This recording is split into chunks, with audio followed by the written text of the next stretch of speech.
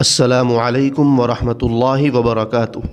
محترم سامعین کرام، 15 اگست کو بھارت کی انگریزی استعمار سے آزادی اور گلو خلاصی کا دن مانا جاتا ہے۔ آزادی پانے کے لیے ہمارے بزرگوں نے طویل ترین مجاہدے کیے تھے، انگریزی استعمار کو ختم کرنے کی پلاننگ کی تھی، جگہ جگہ انگریز سے جنگیں لڑی تھی، لاکھوں جانیں اس تحریک میں قربان ہوئی ہیں۔ اس لیے آزاد حکومت کامیابی والے دن یعنی 15 اگست کو پورے ملک میں تعطیل کرتی ہے۔ اسکولوں، کالجوں، مدرسوں، یونیورسٹیوں، ہر جگہ اس تعلق سے طرح طرح کے پروگرام ہوتے ہیں۔ محترم سامعین کرام، مسلمان تو قربانیوں کو یاد رکھنے میں اب بھی بہت مخلص ہے، لیکن غیر مسلم حضرات کا ایک بڑا طبقہ جس میں افسران، ملک سے سربراہان ملک تک سبھی شامل بلکہ ملوث ہیں، انہوں نے منصوبہ بندی کے ساتھ مسلم مجاہدین آزادی کے نام اور کام کا تذکرہ کرنا اور نصابی کتابوں میں ان کا تذکرہ لکھنا بالکل چھوڑ دیا۔ نتیجہ یہ ہوا کہ اسکولوں اور کالجوں میں پڑھ کر نکلنے والی مسلم نسل اپنے ہی بزرگوں کی قربانیوں سے واقف نہیں ہے۔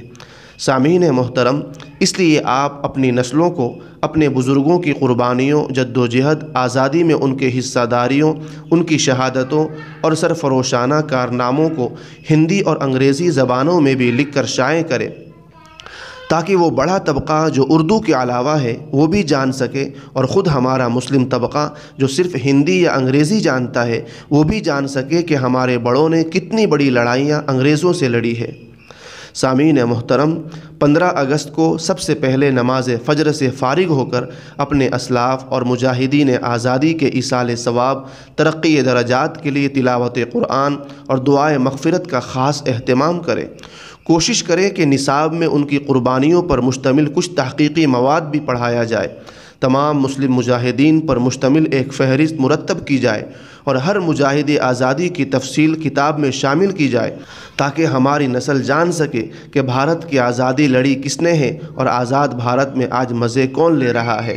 ضروری ہے کہ آپ ہر پروگرام میں تعلیمات دینی اور ہدایات اسلامی کو ملحوظ رکھیں، یعنی نہ تو ترنگے کے ساتھ کوئی شرکیہ عمل کرے، نہ کفریہ بات کرے۔